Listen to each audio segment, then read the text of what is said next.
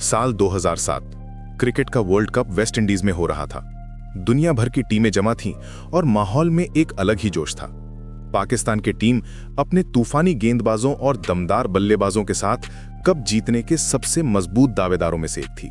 और इस टीम को कोचिंग दे रहे थे बॉब वुलमर, एक ऐसा नाम जिसे क्रिकेट की दुनिया में बहुत इज्जत से लिया जाता था।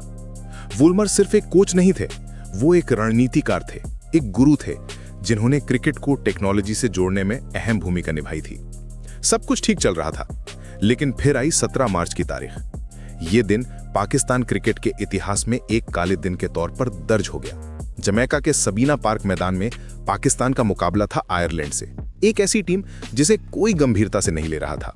लेकिन उस दिन कुछ ऐसा हुआ जिसकी किसी ने कल्पना भी नहीं की थी। पाकिस्तान की मजबूत टीम आयरलैंड के सामने बिखर गई और मैच हार गई। ये सिर्फ एक हार नहीं थी, ये एक सदमा था। इस हार के साथ ही पाकिस्तान वर्ल्ड कप से लगभग बाहर हो गया था। मैच के बाद पाकिस्तानी टीम के ड्रेसिंग रूम में मातम पसरा था। खिलाड़ी निराश थे और कोच बॉब वुलमर के चेहरे पर तनाव साफ दिख रहा था। वो चुपचाप थे, शायद इस हार को पचाने की कोशिश कर रहे थे। देर रात टीम होटल लौटी। वुलमर अपने कमरे रूम नंबर 374 में अकेले चले गए। किसी को क्या पता था कि ये उनकी आखिरी रात होने वाली थी। अगली सुबह यानी 18 मार्च को जब वुलमर टीम मीटिंग के लिए नहीं पहुंचे तो चिंता बढ़ी। होटल स्टाफ ने जब उनका दरवाजा खोला तो अंदर का मंजर दिल दहला देने वाला था। बॉब वुलमर बाथरूम के फर्श पर बेसूध पड़े थे। उनके शरीर में कोई हरकत नहीं थी। उन्हें फौरन अस्पताल ले जाया गया, लेकिन तब तक बहुत देर हो चुकी थी।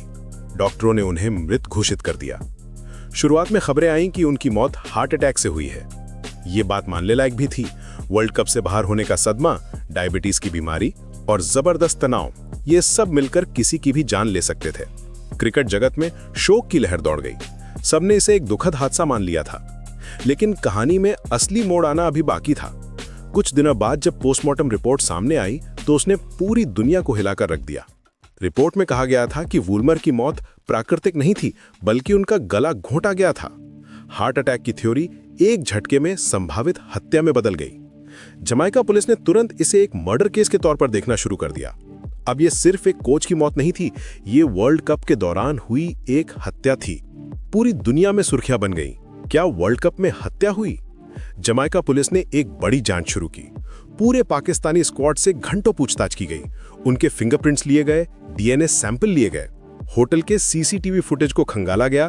पुलिस ये पता लगाने की कोशिश कर रही थी कि वुलमर की मौत से पहले उनके कमरे में कौन आया था। जांच का दायरा इतना बड़ा था कि स्कॉटलैंड यार्ड के जासूसों को भी मदद के लिए बुलाया गया।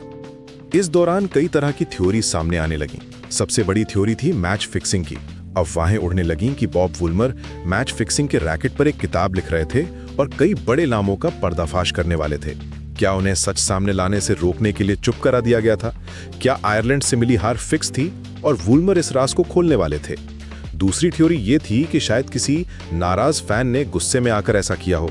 लेकिन होटल की सिक्योरिटी इतनी कड़ी थी कि किसी बाहरी व्यक्ति का उनके कमरे तक पहुंचना लगभग नामुमकिन था। कुछ लोगों ने इसे आत्महत्या का एंगल भी दिया कि शायद वो हार से इतने टूट गए थे कि उन्होंने खुद अपनी जान ले ली। लेकिन वुलमर को जानने वाले कहते थे कि वो एक फाइटर थे। वो इतनी आसानी से हार मानने वालों में से नहीं थे।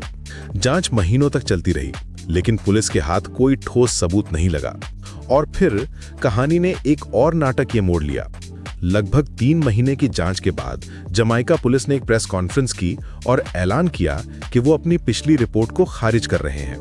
उन्होंने कहा कि बॉब वुलमर की मौत गला घोटने से नहीं, बल्कि प्राकृतिक कारणों से ही हुई थी। पुलिस का ये यू टर्न किसी के गले नहीं उतरा। इतने बड़े केस को, जिसे दुनिया भर की मीडिया कवर कर रही थी, उसे अचानक बंद कर दिया गया। सवाल उठने लगे कि क्या पुलिस पर किसी तरह का दबाव था? क्या किसी बड़े राज को दबाने के लिए केस को रफा दफा कर दिया गया? आज इतने साल बाद भी बॉब वुलमर की मौत क्रिकेट इतिहास के सबसे रहस्यमयी पन्नों में से एक है। क्या वो वाकई एक दुखद प्राकृतिक घटना का शिकार हुए थे, या फिर वो एक ऐसी साजिश का हिस्सा थे जिसका सच कभी सामने नहीं आ पाया?